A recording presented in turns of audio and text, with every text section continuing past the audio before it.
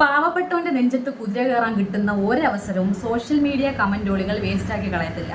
അത്തരത്തിൽ കുറേ നാളായിട്ട് സോഷ്യൽ മീഡിയ കമന്റോളികൾ പാഞ്ഞു കയറിക്കൊണ്ടിരിക്കുന്ന ഒരാളാണ് നമ്മുടെ മരിച്ചുപോയ കൊല്ലം സുധിയുടെ ഭാര്യ രേണു.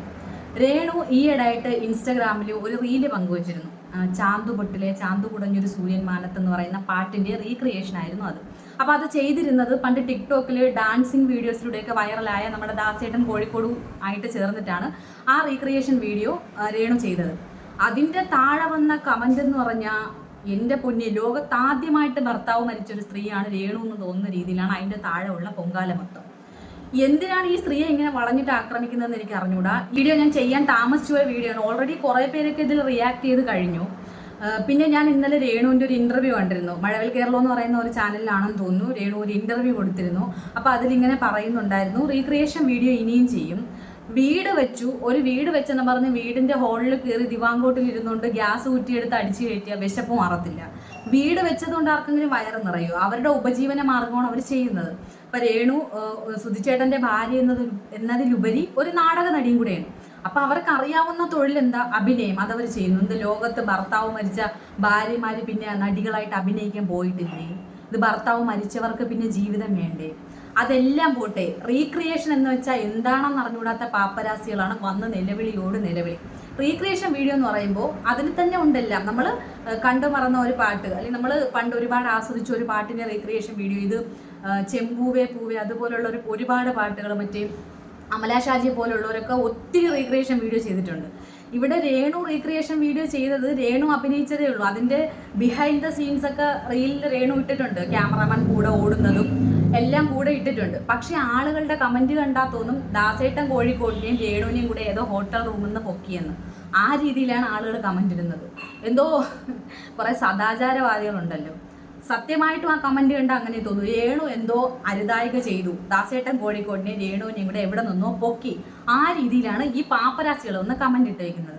അറ്റ്ലീസ്റ്റ് ബുദ്ധി ഉപയോഗിച്ചൊന്ന് ചിന്തിക്കുക. റീക്രിയേഷൻ വീഡിയോ എന്ന് വെച്ചാൽ നമ്മൾ ചാന്തുപൊട്ടിൽ ആ പാട്ട് എങ്ങനെയാണോ കണ്ടത് അതിൻ്റെ കുറച്ച് വിഷ്വൽസ് എടുത്തിട്ട് അത് റീക്രിയേറ്റ് ചെയ്തതാണ്. അതേ സീൻസ് അതേപോലെ കാണിച്ചപ്പോൾ അന്ന് ഗോപികയും ദിലീപേട്ടനും അഭിനയിച്ചപ്പോൾ ഇല്ലാത്ത പ്രശ്നമാണ് ഇന്ന് അതേപോലെ രേണു അഭിനയിച്ചപ്പോൾ. എന്താ അവരുടെ പ്രശ്നം? എന്തുവാ? അവരുടെ ഭർത്താവ് മരിച്ചുപോയി എന്നതാണോ? അവരുടെ കുറ്റം കൊണ്ടാണോ അവരുടെ ഭർത്താവ് മരിച്ചത്? അവരുടെ ഭർത്താവ് സമയത്തിയപ്പോൾ ഈ ലോകം വിട്ടുപോയി. അതിനുശേഷം എന്തൊരു തേജോവധമാണ് ആ സ്ത്രീയെ ചെയ്യുന്നത്. കല്യാണം കഴിക്കാൻ പോകുന്നു, മൂത്ത കൊച്ചിനെ അടിച്ചിറക്കാൻ പോകുന്നതേ. നിങ്ങളെ കൊണ്ടൊന്നും ഒന്നും ചെയ്യാൻ പറ്റത്തില്ല. വെറുതെ വിടാതിനെ, അത് ജീവിച്ചു പൊക്കോട്ടെ. ഞാൻ ഇതിനു മുമ്പും ഇതിൽ രേണുവിനെ കുറിച്ച് ഞാൻ ഒരു വീഡിയോ ചെയ്തിട്ടുണ്ടായിരുന്നു. ഇത് ലോകത്ത് ഒരു സ്ത്രീയും അനുഭവിക്കാത്ത ടോർച്ചറിങ് ആണ്. ഭർത്താവ് മരിച്ച ഒരു സ്ത്രീ അനുഭവിക്കാത്ത ടോർച്ചറിങ് ആണ് രേണു അനുഭവിച്ചുകൊണ്ടിരിക്കുന്നത്.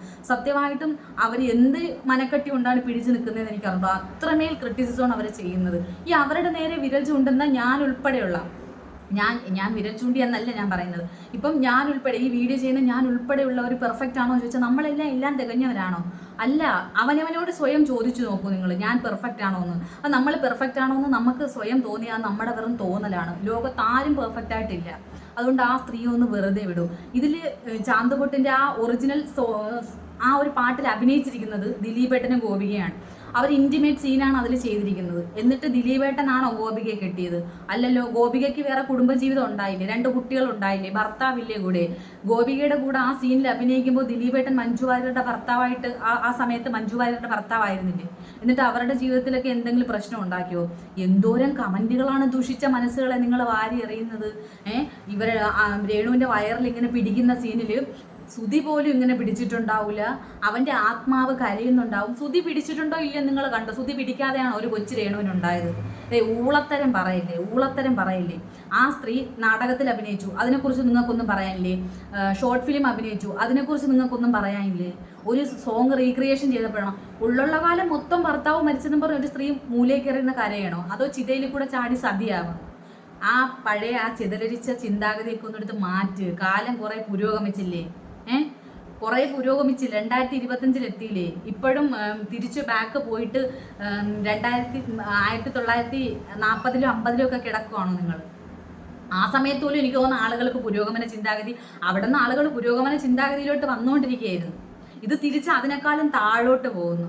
എന്തുവാണ് ഇത്? ആ സ്ത്രീ നിങ്ങൾ ആരുടെങ്കിലും പാത്രത്തിനകത്ത് കൈയിട്ട് വരാൻ വരുന്നുണ്ടോ? നിങ്ങൾ ആരെങ്കിലും ബുദ്ധിമുട്ടിപ്പിക്കുന്നുണ്ടോ? സുധിച്ചേട്ടൻ്റെ ആ പിള്ളേരെ കിച്ചുവിനെ ഇറക്കി വിട്ടെന്നുള്ള രീതിയിലൊക്കെയാണ് സംസാരിക്കുന്നത്.